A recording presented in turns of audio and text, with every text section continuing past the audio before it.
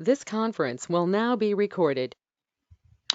Okay, well, thanks everybody for joining. I know this is not our normal crowd, I guess, if you can call what we normally have a crowd, but it is who it is, right? So we'll just go with what we got. And this is a book review of We Will Not Be Silenced by Erwin Lutzer. And I'm hoping that you're finding this book very helpful as you read through it and look at the questions that I pose for consideration. Of course, we could spend a lot more time discussing the contents of each chapter, but that would almost get to the point where I mean, you take it to the extreme, we're almost reading the chapter, so we don't want to do that. There's plenty there, and I think the information is extremely helpful. To get a good summary overview of a lot of the ideologies that are at play today, and quite frankly, becoming more and more a topic of discussion in a lot of the venues that you see on TV. That is, if you're watching any conservative or more conservative leaning, I guess, TV. I don't know what's happening over on some of the more liberal TV stations, but probably not a discussion of these topics. They're trying to avoid them and propagandize them. But anyway, you'll find these topics definitely in the discussion forefront on many different levels. It's even affecting our military. It's affecting just really every facet of our life, and how the church can stay silent and not address these issues. I don't know, but that's what's happening a lot. And I think that's why Lutzer titled his book as such, We Will Not Be Silenced. So let's dig into this chapter 4 a bit and kind of move into it. Let me just recap briefly, and I'm gonna share something with you. I want to recap briefly why we are studying this particular book and why we do it this way. Real briefly, why we are studying this book and why we are studying books like it. I mean, you may recall that as we began the year, we were looking at Rod Dreher's book called "Live Not by Lies," and it was of a similar vein as Lutzer's book "We Will Not Be Silenced," although Dreher did not develop some of the I guess the movements in the same way that Lutzer is in his book, and I think Lutzer's development is extremely helpful. So when Jesus was teaching his disciples, he said in Matthew chapter 10 verse 16, he said, "Behold," and you can see it here on the screen in Bible Gateway. "Behold, I am sending you out as sheep in the midst of wolves. So be wise as serpents and as innocent as doves." So how can we be wise as serpents if we don't even know how to perceive what the underlying ideologies are that are below the surface of the statements that are being made and the positions being taken by the, the people that we come into contact with, the government agencies that we have to deal with, the narratives that we're hearing, the propagandizing that's occurring. How can we be wise as servants if we're sticking our heads in the sand and not educated on these topics, or if we are so busy with our lives that we're not being educated in the church? So the other passage I just wanted to share with you was Colossians 2:8, and this is where Paul says, "See to it that no one takes you captive by philosophy and empty deceit." Do you think anybody in the church is being taken captive by some of these ideologies that are floating around? According to human tradition, that's anthropocentricity, that's man-centered academic speculations. According to the elemental spirits of the world and not according to Christ. The elemental spirits of the world, I believe, is simply a reference to the ideologies, the belief systems that are inconsistent with the truths of Scripture, inconsistent with the very mind of Christ, which is what the Word is, and thus they are in line with the false narrative, the false ideologies, the false religion that's promoted by that was originally promoted by Satan, of which all modern day religions that are not truly rooted in Christ are simply derivatives. So See to it that no one takes you captive by philosophy and empty deceit, according to human tradition, according to the elemental spirits of the world, and not according to Christ. So those are two passages that can serve as a basis, sort of a launch pad, a springboard, if you will, for justifying a study and a discussion such as this. Now, the reason why I take the discussion format is because there's so much material in this book that is so good and so helpful that obviously I can't just sit and teach you chapter by chapter in the sense of regurgitating the contents of each chapter. That would be totally ludicrous. He's already done all that work for us. So what we can do is we can discuss each chapter. I can help you maybe think about things from a different angle and a different perspective, but we can have a discussion about the contents and reinforce what we've already read with the discussion that we have on Wednesday evenings. So I think that's a very valid approach, and I think it's a very good approach for something like this. All right, let's turn our attention now to the questions that we have for tonight. Now, on page 103, those of you who have the hard copy book, Lutzer describes how revolutions begin. And I was reading this and I thought, the first time I read through it, I read through the chapter and then I kind of was going back and developing my questions. And as I read this, I thought, wait a minute, he's looking at this and I get it. I mean, I get what he's saying. But as I read what he's saying here, what he's writing is writing with sort of a premise behind what he's saying that he doesn't come out and state explicitly what that premise happens to be. And the premise is that the revolutions that he's talking about are revolutions that are in fact evil revolutions. They're revolutions to overthrow an existing, established, legitimate type of government. That's what he's talking about when he uses the term revolution here. So Lutzer defines and describes how revolutions begin, and my question to you, everyone, was in order to anticipate a counter-argument from the left, reader of this book, how should he have qualified his description? How should he have distinguished between the revolution he is describing and what is commonly referenced as the American Revolution? So before I comment any further on that question, let me just throw it out there to you and see if any of you had thoughts on what you might, what's going on here and what might be problematic in the way that he has written this. What problems could you anticipate?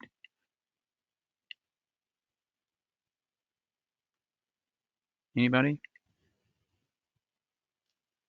Hey, Steve. So,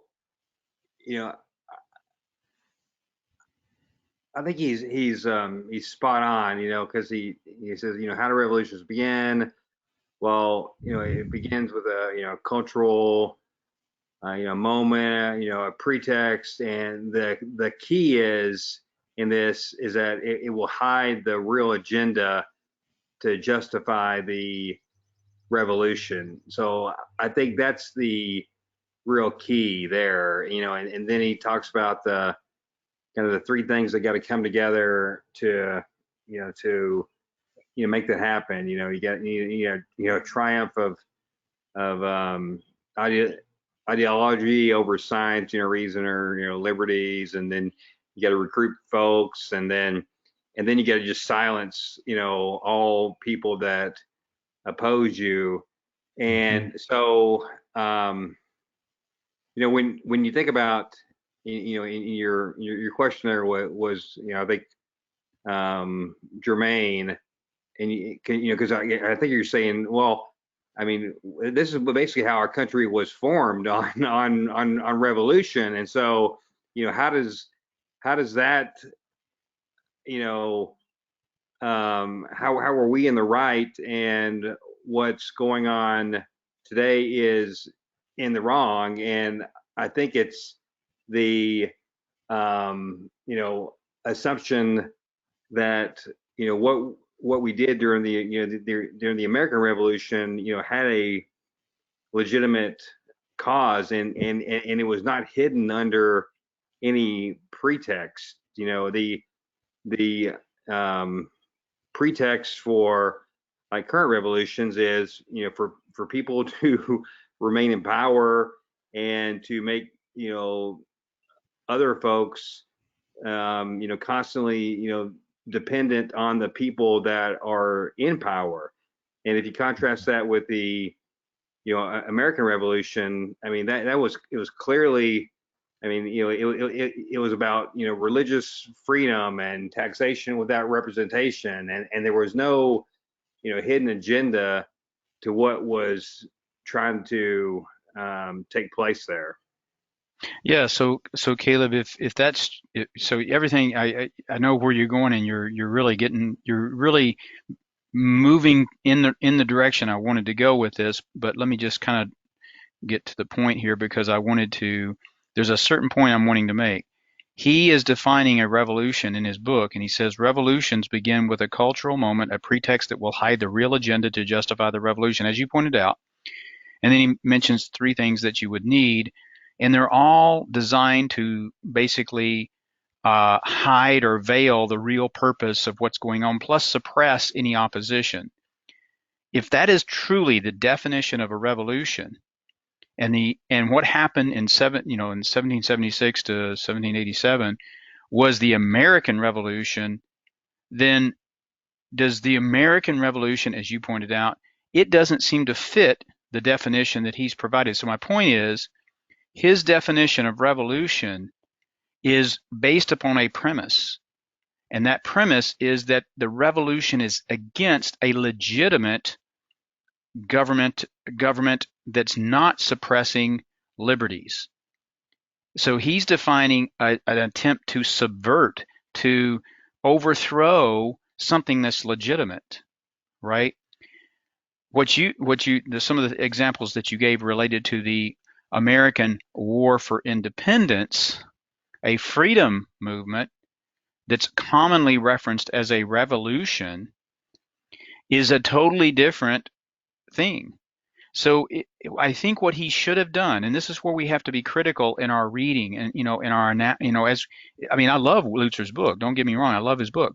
But what he should have done to anticipate the argument coming from the critic. If you're writing or if you're speaking, you always have to anticipate how your words are going to be perceived by the opposition, and then basically counter that in the way that you write or in the words that you speak, and in the points that you make. So what he did was here, I believe, he left the door open to his opposition to come in and subvert his definition of revolution and throw the argument out there and confuse the masses. Well, then if that's the way you define revolution, Lutzer, what about the American Revolution? It was just as evil as the revolutions that you're speaking against. And that's essentially the point that I think you were trying to make, Caleb, which is where I was really wanting to go. So the reason why I asked those questions about the way he defined revolution there is even guys who write an excellent book like this can sometimes, and it happens to all of us, can sometimes we're so wrapped up in what we're doing. We have a premise. We're thinking that the reader, that the hearer of whatever we're saying is following along with the premise. Thus, they understand our words and they understand the premise behind our words. But if you take those words, or if you and you just grab those words, sometimes and divorce them from their premise that's implied and not explicitly stated, what can you do with that? You can distort whatever that person's saying, and I guarantee you, somebody could take this right here and just and just really confuse a lot of people if he was speaking and he defined revolution this way. So that's really the point I wanted to highlight there. I think he needed to distinguish, an evil revolution, an overthrow of a legitimate authority, from a legitimate fight for freedom, where you are dealing with an oppressive, tyrannical regime. Those are two contrary types of things, and I wish he had highlighted the difference between those two as he set up his argument here. So, any comments on that before we kind of move on?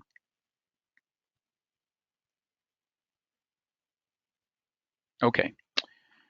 All right, let's move on here. The next one, what opportunities in the business and governmental spheres exist for Christians? Now, this is kind of a question I thought about relative to the chapter as a whole, and really, quite frankly, the book as a whole. But what opportunities in the business and governmental spheres exist for Christians who understand biblical truth to offer opportunities to counter the efforts of Marxists such as Herbert Marcus, and who wish to suppress freedom and control the population? Specifically, what business models and governmental actions can be pursued and supported? And I put a hint in here and I said, think out of the box. What type of airline and policies might you offer if you started a new airline? What policies might you embrace as a business owner or a leader? What type of legislation and policy efforts might you pursue if you were a governor, a legislator, a mayor, etc.? What about a pastor or leader of a Christian organization?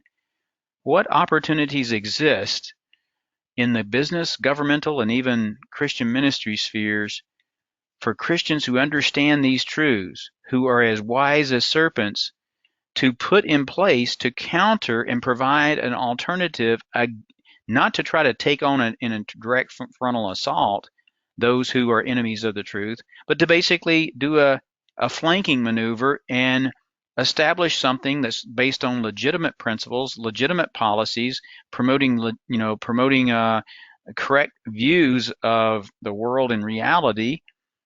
What types of opportunities could we exploit? Anybody have thoughts on that? And then I'll share a thought or two.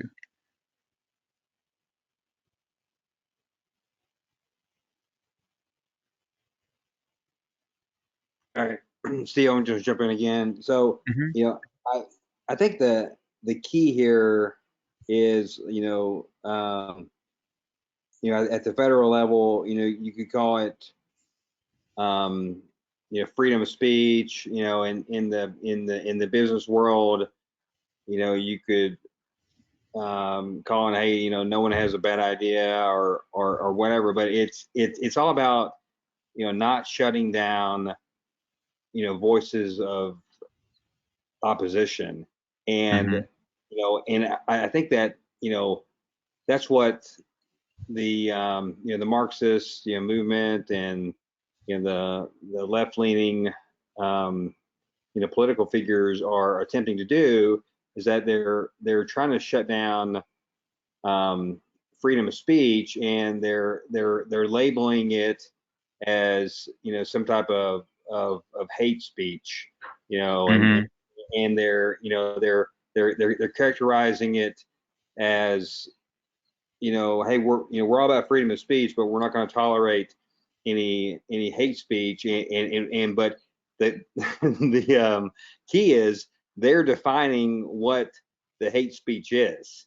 Right. and Yep. and so it kind of puts you in a bind, because when you speak out against something, well, then you're immediately labeled as racist, or homophobic, or transphobic, or Mm-hmm. or one of those terms. And when they label you as that, I mean, it's a tough spot to get around. Mm. um so anyway, it just Mm. kind of Yeah. Yeah. It is. No, all that's true, and you're hitting on the section on arguments for banning free speech, and beginning on page 108 of chapter 4 here, where he introduces Herbert Marcuse, and I think I've heard it pronounced Marcusa, but I'm just going to say Herbert Marcuse. And it's interesting, he was influential during the 60s. What was happening during the 60s? Those of you who were around during the 60s, there's a lot of turmoil in the United States during the 60s. But anyway, that's another discussion for another day. Let me just kind of take this question and give you some thoughts that I had as I posed it. As you know, Sharon and I were at a reunion. It was a 40-year reunion that was held in our 41st year, because of last year it got postponed. Um, but anyway, we were there in the Quantico, Virginia area outside of DC this past weekend, and had really 3.5, I guess well, 3 days, something like 3 days of just wonderful, just reunion on my part, just wonderful reunion. I think Sharon enjoyed it as well. It was really, really neat to see guys you hadn't seen in 40 plus years, and reconnect with so many of them. It meant so much at a transformative year or period in your life. Anyway, as we were flying there, you know, you have to wear a mask when you're sitting on these planes, and I thought this is so ridiculous, with the conflicting and ever-changing guidance supposedly from the CDC, and then of course the airlines are scared to death, and they're saying it's federal law that you have to wear a mask. I'm like, what federal law? And the truth is, it's probably some administrative agency that's issued some kind of a statute that now they're saying is law, and it has no basis in, if it was ever really challenged in a legal court, it would probably fail. But nevertheless, they make these announcements that according to federal law, everyone must remain masked except for when you're, drinking and eating. And I'm thinking, this is so ridiculous. I mean, you got people packed in here like sardines. There's no way these masks are, efficacious against the virus should someone have it. And some people are going to pull their mask down to drink or to eat, and they're going to talk to their neighbor or talk to their spouse next to them or their co-traveler with them. And it just, the ridiculousness of all of this is just, I don't know. It's all about image, and it's all about control. Well, anyway, here's what I was thinking. I thought, wouldn't it be nice to have an option of having an airline that said, we're the Freedom Airline or whatever. And, they said, you're welcome here to have your views, whatever, and fly with us. We'll take your money, no problem. But we're not going to require you to wear a mask. And here's a disclaimer up front. We're not going to take liability for anybody who happens to, catch COVID. If you have the vaccine, then you should have nothing to fear. If you have not had the vaccine, hopefully you're taking a therapeutic to negate the effects of the virus should you get it. We will do temperature scans just as a way of trying to mitigate against someone getting on and maybe having symptoms. But yet we support freedom. And if you have policies like that, and then you promoted that, and you promoted the values that were freedom based in an airline or any other business, and you sort of took full advantage of the liberality that any government agency may allow in their vague and conflicting guidance that they promote and they put out, and you up front allowed people, you gave people full disclosure about, your policies, and I think people would flock to that kind of an airline, and they would probably, I know I would see if I could book a flight on that airline before I ever booked a flight on American, Delta, or any of these other airlines, because they're all just falling over themselves to the narrative of that's prevailing out there, and they're not even following CDC guidance. As a matter of fact, they're behind the times. So I thought, wow, I think a business, an airline, whatever the business might be, if you had policies in place that were reasonable, that people could understand, that were freedom based, and you would find a niche. There would be a niche for your business out there. Same thing is true of governments and governors. Look at what Ron DeSantis is doing and how popular that guy is, and how people are thriving in the state of Florida. Similar things are happening in the state of Texas. Texas and Florida are very, very much on the forefront of opening up and being rational and reasonable in the way that they're approaching this whole mess. And they realize what's happening at the federal level. They realize the ideologies that are at play, and they are taking actions to effectively counter all of that garbage. And let people go to another state. If another state wants to have a very serious lockdown and that's the way they want to vote, okay, go there. But then if you want to be in a state that's free and open and you're not living in fear all the time and you're responsible for your own life, come to Texas or go to Florida. So policies that governors could promote, legislation. There are certain senators and congressmen who are definitely trying to promote legislation that will counter the evil policies that are going to be forthcoming, and the evil legislation that's going to be forthcoming if those of evil ideological bent get their way. So here's what I'm doing in this series of questions, this second series of questions. I'm throwing those out there so that as you read this material, you could think, what would I do if I was a business leader that could promote freedom and counter the evil that's out there and present a legitimate alternative without taking on those of evil intent and evil designs directly? How can I do a flanking maneuver? You know, um, Same thing if you're in government. If you were, in government, what would that look like? And if you were in Christian ministry, what would it look like? How can I counter all of these false narratives? What does that look like in Christian ministry? What would a pastor do? How could a pastor present truth to a congregation and inform them? Those are the kinds of things that we need to be doing, and we need to be thinking out of the box as Christians. And those of us who move into leadership positions, and really, to one extent or another, all Christians should be in leadership positions in the sense that you're leading in terms of your example. And we need to be thinking, okay, what does this look like in these various spheres of life, right? So that's the reason for that second set of questions. Let's move on to the next question here. Or before I do, anybody have any further thoughts on the questions that I posed there in that second set of questions, really involving themselves with pages 108 to 110, where Lutzer talks about Herbert Marcus or Marcus. Any other thoughts on that?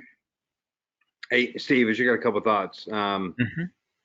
One is that the example that he brought up with I forget the guy's name, the Saints quarterback. Drew Brees. Oh yeah. Drew Brees was just ridiculous. I mean, the fact that you got a guy, and all he said was, "Hey, when I hear the national anthem played, I think of what my grandfathers did, back in World War II, and how they, ensured that we were going to, be a a free country, and libertarian, and all those things, which I mean, no one in their right mind would oppose, but the criticism that came from that, I mean, I can't imagine who got to him, which caused that guy to recant, but it's just ridiculous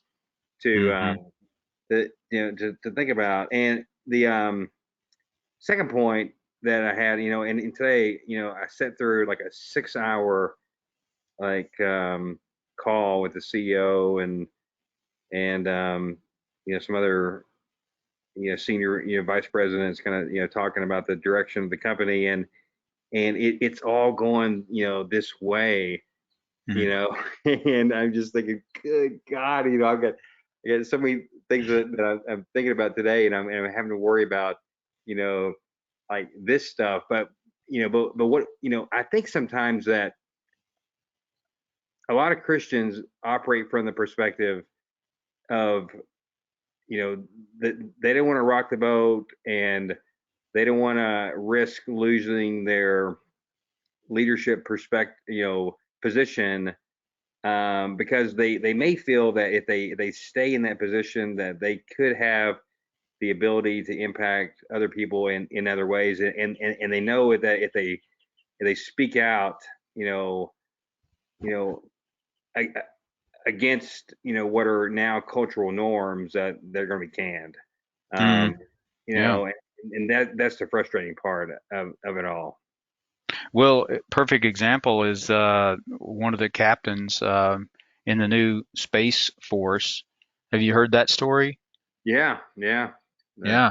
All he did was come out and say that critical race theory and Marxism in various forms is permeating our society and our culture, and he was speaking against the critical race theory that was behind some of the training that they were supposed to go through. And boy, he got canned. Yeah. And another example, Prince Harry. The guy's a man without a country, you know, and he comes over here and did you guys hear about this? He actually said that he thinks the First Amendment is outdated and quite frankly, I forget the words he used, but it was something to the effect of it's just a bungled mess, something to that effect. Did you guys hear about that? That's just it's incomprehensible. That this kind of stuff is going on. To your point, Caleb, I guess the challenge that you're going to face, and every person who's in, well, every person is involved in business, involved in government, involved in the military, involved in any sphere of life. Uh, we're all going to face it as Christians, and that is, what are we going to do? How do we speak the truth in a winsome, way, without being I'm not talking about being caustic or anything like that, but how do we speak the truth in a way like that where we know we may end up losing our jobs for standing for the truth? And that's where it's at right now. And I think what we have to do is we have to think that through, take into consideration what Jesus told his disciples, be as wise as serpents and as innocent as doves, and pick and choose the time of your choosing that you're going to take a stand. Don't just react, think it through. Don't react to the first opportunity. Think it through. Think about how you can strategically place yourself, and position yourself so that you speak at the right time, in the right way, and you have some kind of fallback potentially. So, for instance, if I knew that I was facing such a circumstance that might result in my loss of my job, what I would first do is I would think that situation through very carefully, and I would think about how I'm going to say what I need to say or what position I'm going to take that I need to take in a way that um, anticipates the opposition I'm going to face, and perhaps even gives me a legal backup to, if I have to, should I be fired, in fact, sue. That's the way we got to think. You know, that's one angle. And the other angle is maybe you just have to take the bullet and let the Lord, provide. And I think we're getting to that point. Another thing is like if you're a leader in a church today, you know, there are. I One of the guys asked me. He said, "Well, they were asking what I was doing now and everything." And as I shared, with them what I was doing, they said, "Well, so would you ever be a pastor?" And I said, "Well, that's not really the direction I'm necessarily wanting to go, other than what I'm doing now. Uh, Teaching really, except under the right circumstances."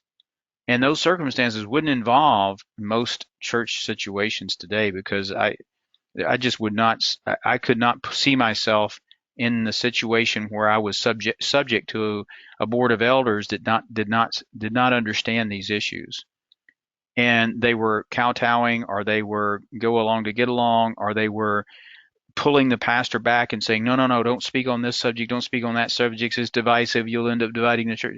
I'm like, no, no, I don't care if if I only have 12 people. That's where I'm coming from. I've been doing this 20 something years. And what have I got? I mean, what do we got? We got on Sundays, we got 12 to 15 people. How many of these people would be doing this for 20 something years with 12 to 15 people without a salary? Um, you know, uh, Not many. But yet, I think it's much more important that we teach the truth no matter what the cost. And so anyway, that's what we need to do, and we need to take a stance. And so, wise as serpents, innocent as doves. What did I do? You know, I worked and worked and worked for how many years doing both things, working secularly, working to go to school, working to prepare, lessons every single week, twice a week, and sometimes more. You know, so how many and I'm not putting myself up on a pedestal. Lord knows I'm not doing that. And there are many, many more who are doing so much more, you know, so much more. I'm humbled. I think of the Loves and I think of so many others. So anyway, Pastor, God is in the process of purifying the church today, because what's happening is people are getting sick because I've heard this from, I don't know how many. I heard it this past weekend. I'm hearing it from so many people. They're not getting anything in church. They're not being prepared for the battle that they're having to face on a day-to-day basis with all of this ideology that's at play in our culture. And they're like, I'm not getting what I want to get out of church. Many are fine. Many are fine with that. That's all they want. And I'm like, okay, keep going. But what God is doing is the pressure is building so much so that the churches that are not addressing these issues, and they continue to sort of drift along, go along, get along, don't be divide, don't speak, try to avoid anything divisive, that you can't, that's going to cause the church to have to really think through a lot of tough issues, you know, and educate them, avoid those kinds of things. Of what God is doing is, through all of this pressure, He is taking many people who are dissatisfied with that and pulling them into churches and other venues where they can get the truth. So we'll see what happens and how this plays out over the next, few years, because it's not what we've seen happen the past, 2 years. It's not, the trajectory is not changing anytime soon. The war is not won. It's going to continue. So anyway, let's move on. Next question here. Do you see any comparisons or analogies between the statements and analysis of Professor Stephen Hicks presented on pages 112 to 113, which resonate with your observations of today's social, political, religious, economic, and academic environments? Just briefly, if you turn to pages 112 and 113, he mentions this Professor Stephen Hicks. Now, Stephen Hicks is a professor at Rockford University in Illinois. I'm not familiar with that university. It doesn't sound like a real, one of these big universities if it's named after a town. Anyway, but what I read of him, I'm like, whoa, he sounds really, really good. So if you look at, the middle of page 112, he says, Stephen R.C. Hicks sums up the idea this way. So in order to equalize the power imbalance, explicit and forthright double standards are absolutely and unapologetically called for in the postmodern left. Double standards are absolutely and unapologetically called for, Lutzer writes. This is why the radical left has changed its position from championing free speech to banning it and allowing only oppressed groups to speak. The argument is that minorities, such as those in the LGBT communities, have been discriminated against, and therefore, to level the playing field, we must curb the social power of the dominant group that for too long has used free speech to uphold their position of power. Racism, does this sound like the oppressed-oppressor dichotomy that's so common to Marxism? Yeah, it does. Racism and sexism must be attacked vigorously, and one way to do that is to deny certain groups the right to speak. They only have the right to remain silent. Professor Stephen Hicks believes in free speech and helpfully summarizes the contemporary arguments against freedom of speech this way. Speech is a weapon in the conflict between groups that are unequal. Therefore, the radical left argues it is necessary to protect the weaker groups from the dominant groups, and the dominant groups are defined as the whites, the males, and the capitalists, who will use the power of speech to their advantage at the expense of minorities and women. And then he goes on to say the postmodern argument implies that if anything goes, then that gives permission to the dominant groups to keep on saying the things that keep the subordinate groups in their place. Liberalism, that is freedom of speech, thus means helping the silencing of the subordinate groups. So from the radical left's perspective, speech codes designed to censor conservative voices are not censorship, but forms of liberation theology, for the oppressed groups because their voice will be the only one heard. Contrary views on social justice issues are not up for discussion. They must be silenced. In other words, the more oppressed I am, the greater my right to shut you down. And then he goes on and talks about examples of, this is amazing. Some argue against free speech on the basis of the emotional well-being of oppressed groups. Have you heard AOC recently? She was traumatized by January the 6th. She was a prisoner of war. Offending rhetoric includes racist books such as those of Plato, Aristotle, John Locke, etc. Can you imagine? And then it says, he says further, he says, gone, down at the bottom of page 113, gone are the rich traditions and contributions of European history, including those of Leonardo da Vinci, Michelangelo, and Rembrandt, and dozens of others. Wow. So just wipe that stuff out. It's, all in the interest of critical race theory.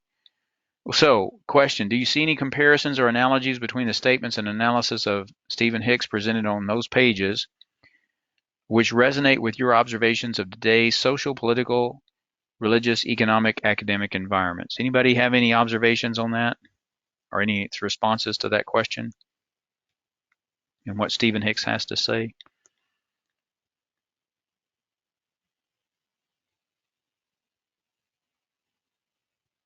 Thoughts? Yeah, Steve, I think it's clear by just reading through that the if you are in a what's perceived to be as a majority, which really is now becoming more of that minority. I would think, you could say like Christian thought is now in the minority. So what I would argue is, okay, well, when are we going to flip the switch here and now start calling Christians the minority? And now that, we're going to protect their speech. Mm, yeah.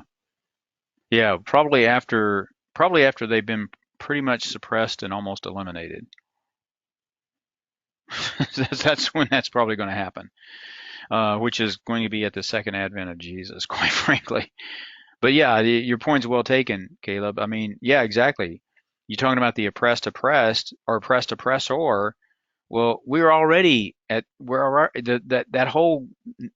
whole narrative's now been flipped. I mean, who's the oppressed and who's the oppressor? So yeah, good point. All right. Any other thoughts on that question from anyone?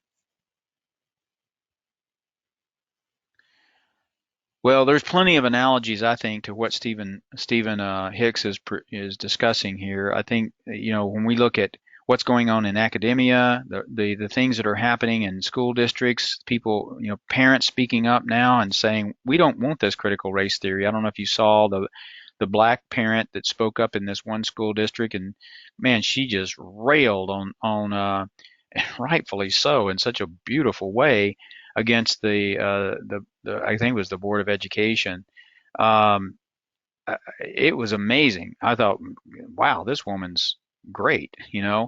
So there are parents that are rising up against this, against what's happening in our schools, because one thing that last year did is it exposed parents to what's going on in the classroom, because all of a sudden they got to kind of look in on what the students were learning, and they're shocked. Some of the stuff that's happening, some of the stuff is so perverted that the parents read these excerpts of what these children are being taught, and it's absolutely it's full of just like really pornography.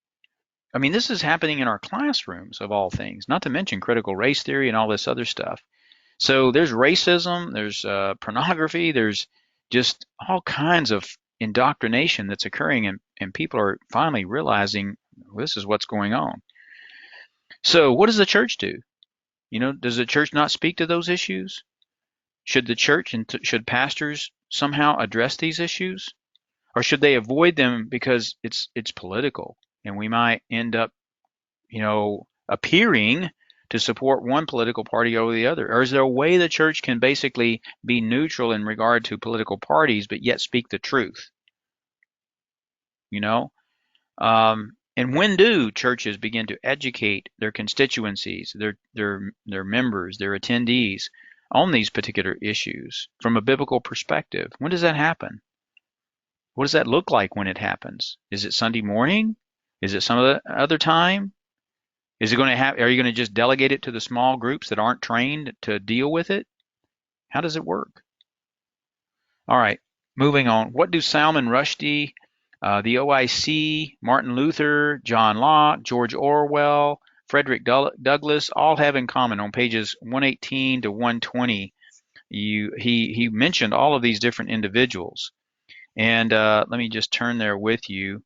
He was talking about arguments in favor of free speech. The Organization of Islamic Countries has wanted to pass legislation through the United Nations that would make all criticism of Islam a crime. And then Rushdie, if those of you who remember Salman Rushdie, he spoke out and I think he even maybe wrote a cartoon or something to that effect against and made speeches against Islam. You have Martin Luther. He stood against some 1,000 years of church control and asserted his right to disagree with popes and councils. John Locke argued that reason is essential for knowing reality and is a part of who we are as individuals. Free speech is the basis of all of our other freedoms. Orwell, and Lutzer says, whom all of us should be reading. I was kind of interested. I thought that was an interesting statement. Said it best: if liberty means anything at all, it means the right to tell people what they do not want to hear. This is worth repeating. Lutzer says, if liberty means anything at all, it means the right to tell people what they don't want to hear. And then he notes on page 120, here's the irony. The censurers, the radicals who are all too ready to deny freedom to those who disagree with them, are perceived in our culture as being tolerant, while those who desire to adhere to Christian or traditional views are considered intolerant. In other words, the philosophy of the left is this: preach tolerance, but practice inflexible intolerance against anyone who has the courage to express a different point of view. So what do all of these people have in common? Well, they all spoke about issues that were at odds with the prevailing narrative in the society of their day. And they well, with the exception of the OIC is actually trying to pass legislation that makes all criticism of Islam a crime. They're on the other side of the equation. They're not speaking out against, in the truth. They're actually trying to suppress truth. So they all have the issue of free speech and the recognition that free speech may mean that someone's offended by what you say. Because if you present a view that someone else doesn't agree with, they may take offense at that view. But I have every right to present a view that someone might take offense to. So that's what all of this has in common. All of these different individuals, as well as the OIC, which is on the flip side of the issue. What do you think of Lutzer's last section, the response of the church, on pages 121 to 125? He talks about the response of the church.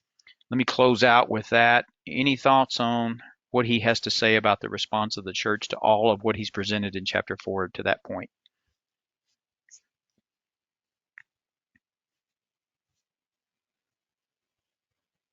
Did you think his response for the church was a good one? Did he present it well? Did he did he represent a balanced view of how Christianity should respond to all of this?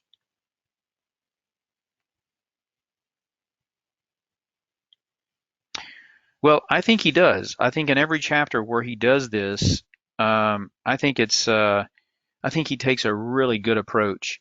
He highlights and emphasizes the importance of us as a church, as a Christian, to represent Christ well and to speak in winsome ways, to speak the truth in love, to let people know, and try to, and up front who we are, what we represent, but do so in a way that's not trying to attack someone necessarily for what they believe, but that addresses the issue and says, I'm doing so on the basis of my understanding of essentially the principles of Scripture. And I think the way we have to approach this is when we are in a discussion with someone. I mean, this happened even this past weekend, where an individual was asking certain questions of what I was doing at dinner, and I was beginning to explain what I was doing.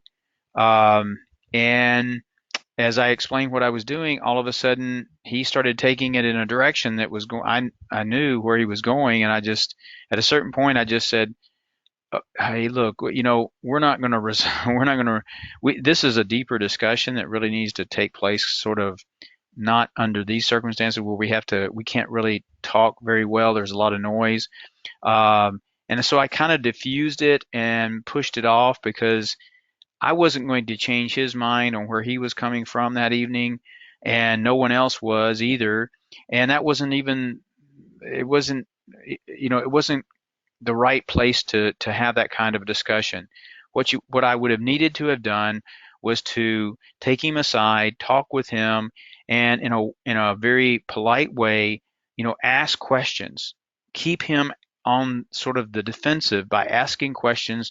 What's your support for that statement? What is it that you've seen personally that that justifies that position? Is that position really valid? And begin to question him on his positions on certain issues. That's the way we're going to have to engage in those kinds of conversations if we're going to engage in them at all. In some cases, we're going to make the decision based upon our judgment that maybe it's not even worth the time. Because if the person's so hardened in their views that that you would have to spend hours and hours and hours and hours, and they're not going to give you that amount of time, and the time that you have with them, you will not be able to argue them into the truth. Then the best thing you can do is try to present yourself and present Christ in a way that's of no offense, or that he has no basis for offense to what you say, and leave it at that. So I think that's where we need to apply that principle that Jesus taught his disciples: be as wise as serpents and as innocent as doves. So I think that's what Lutzer is kind of saying in some of these sections where we see him conclude a chapter with, the response of the church. He does this on more than one occasion. But that's the general theme I see working its way through almost every one of his responses. And he does a really nice job, I think, of showing how we can be against the ideology and we can recognize the evil of the ideology. And we need to be thoughtful in our response. But at the same time, when we're dealing with an individual who is of such has bought into such an evil ideology, we need to treat them in the way that Jesus would treat them, and I think that's a very wise counsel. Okay, any final comments before we close out? Are you finding this book helpful?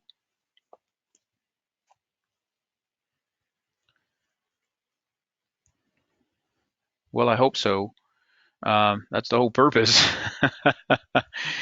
The whole purpose is for this book to be helpful to us all, right? So hopefully it is serving that purpose. Let me close out in prayer and thank you everyone for I just got a text from Caleb. It sounded like he looked like he had to drop. Teenagers running around the house, graduation time. Okay, yeah, that's understandable. Okay, well, let me close out in prayer. Thank you everyone for joining. I really appreciate it, and hopefully you're getting something out of this book that's helpful to you, and out of these discussions that's helpful to you. That's my hope and my prayer, and that's certainly the goal. So for all of us. So thank you very much, and I'll see you on Sunday. Heavenly Father, thank you for this time in this book, and thank you for Lutzer's work. What a wonderful production he's put together. Thank you for everybody that's participated, and thank you for those who are reading along and following along in the discussion. And for those who are just listening in, hopefully everyone is gaining something from this discussion / study, if you will. We turn all of this time over to you and just pray that you use it to your honor and glory. And we pray this in Christ's name. Amen. Thanks, everybody, and we'll see you hopefully Sunday, okay? Bye-bye now.